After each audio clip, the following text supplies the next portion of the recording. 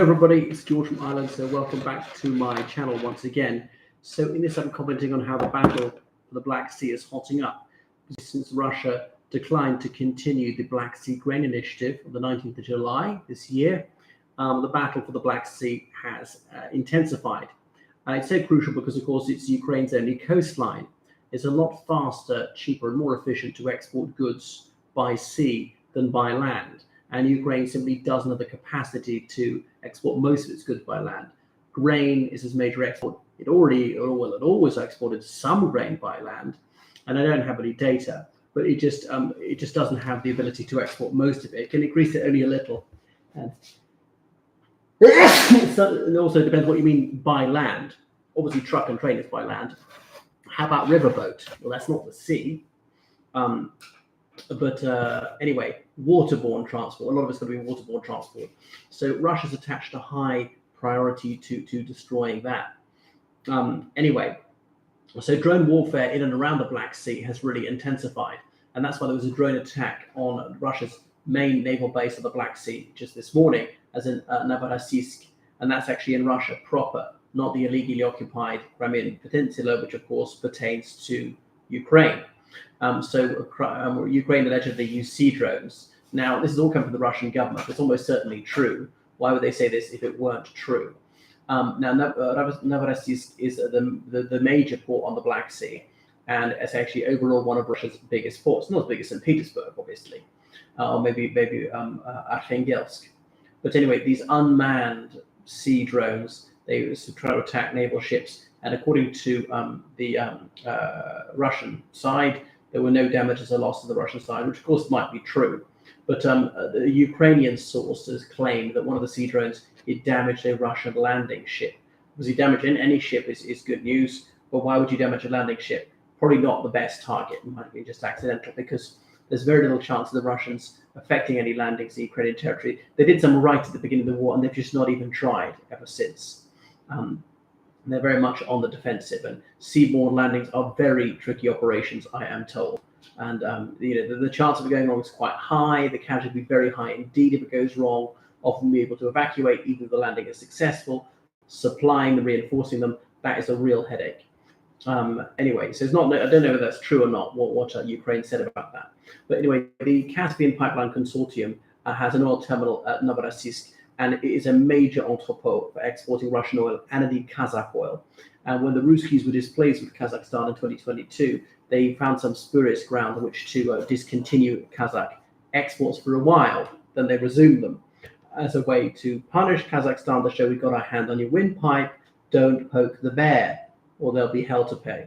Because, of course, the great majority of Kazakhstan's export come from oil and gas, and some of that goes out via Russia. Let me see. And so the same day, the Russian Defense Ministry claimed that they downed 13 Ukrainian drones over Crimea, but they didn't sustain any damage or casualties on their side. Now, this is also getting a little bit far-fetched. It's astonishing the Ukrainian drones are so bad. In a way, that's a good thing for Russia to say, we've managed to inflict so many losses on the enemy. On the other hand, it might be a little bit worrying for them. The Ukrainians have got so many drones. Their regular attacks, like at least several drones, almost every day on Russian territory or Russian-held territory. So they just keep coming. However, there is a claim that an oil depot near Feodosia was set on fire, probably by a drone. Again, that might be bogus. This claim and counterclaim can't disentangle. We may never know the truth. But the truth is maybe sometimes it's somewhere in the middle between the two sides, and sometimes it's not. Sometimes one side is lying, and the other side is not. So they potted up these attacks. So there seemed to be maybe some sort of unspoken truce of not to raise the intensity too high to not jeopardize the Black Sea Grain Initiative. But Putin has ended that because he wants to break Ukraine financially and impose too much of a financial burden on the European Union. We're already giving Ukraine a subvention to the tune of 6 billion euros a month. Now, that might become politically unacceptable, electorally disadvantageous to advocate for that in the European Union. And there's been an advocation for reducing or indeed ending this subsidy to Ukraine by some French politicians. Of course, Russian propaganda is very keen to play up corruption in Ukraine, talking about being stolen. And that's not entirely bogus either. or some of the weapons gifted to the Ukrainians then resold to mafia groups. And again, there might be a grain of truth in that. But anyway, so what are we to make of all this? And obviously, Ismail, that Ukrainian fluvial port on the Danube, is another export route. Because it can go down the Danube to Tulcea, which is a Romanian port, or all the way up the Danube as far as Germany, and be landed in various river ports, distributed by truck, by train to the European Union and beyond. So that's an arterial route for commerce. But anyway, so that's very close to Romania, Ismail, and therefore a NATO member. Now Russia's been using these Iranian manufactured drones because they're cheap, because Russia can't make enough drones themselves.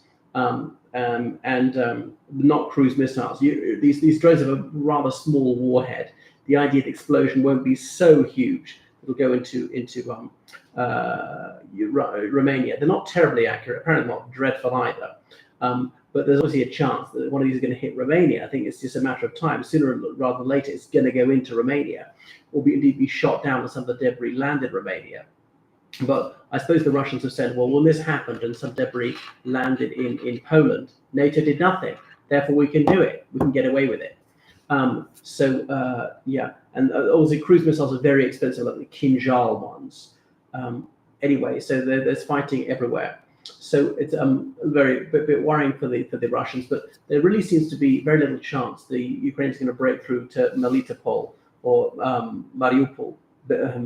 Berdyansk, or anyone on the Sea of Azov, because that would be the obvious way to cut the land corridor between Russia and the illegally occupied Crimea. Because they've been fighting for 2 months now. They've got about another 3 months, well, maybe slightly more, 3.5, till the weather closes in. And I just don't see them being able to do this. So, it continues apace.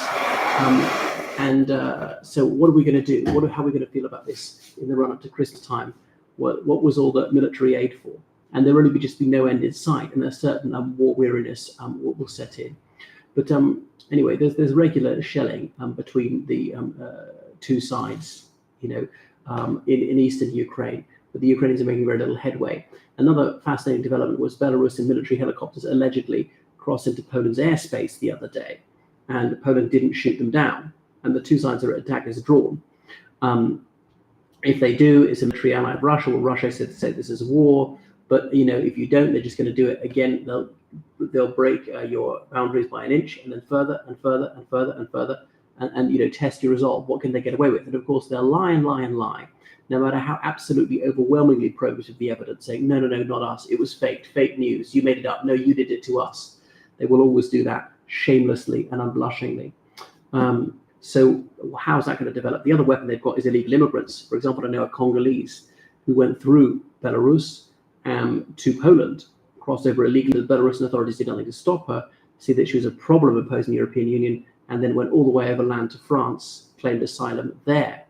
So they can try and weaponize illegal immigration, as they did before in 2021, to try and penalize the European Union for supporting the democratic opposition in Belarus. Would Belarus actually get drawn in and actually fight in this war in Ukraine? I'm a bit surprised it hasn't happened already. If push comes to shove, they could do that. Putin will see that as another source of troops. Right, so anyway, I don't see any end to the fighting in and around the Black Sea. They're both trying to wreck each other's trade. How far could Ukraine push this? Could they wreck oil facilities in Novorossiysk? Could they sink an oil tanker? That would make oil and gas prices go up higher, which would be bad for their NATO allies, so probably not. Even though that would damage the Russian economy, damage Western economies maybe just as much. The channel, goodbye.